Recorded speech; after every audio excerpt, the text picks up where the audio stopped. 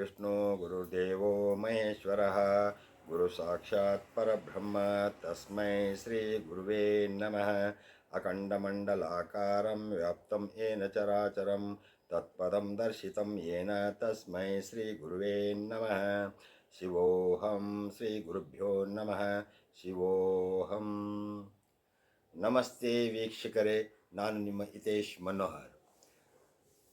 ಇವತ್ತಿನ ದಿವಸದಿಂದ ಗಣಪತಿ ವಿಸರ್ಜನೆ ಮಾಡುವವರೆಗೂ ಈ ಮಂತ್ರವನ್ನು ಚಾಂಟಿಂಗ್ ಮಾಡುವುದರಿಂದ ನಿಮಗೆ ಸುಖ, ಶಾಂತಿ, ನೆಮ್ಮದಿ ಸಿಗುತ್ತದೆ ಮತ್ತು ನೀವು ಅಡೆತಡೆಯಾದ ಕೆಲಸಗಳನ್ನು ಸಾಧನೆ ಮಾಡಲಿಕ್ಕೆ ಈ ಮಂತ್ರ ಒಳ್ಳೆಯ ಸುವರ್ಣಾವಕಾಶವಿದೆ.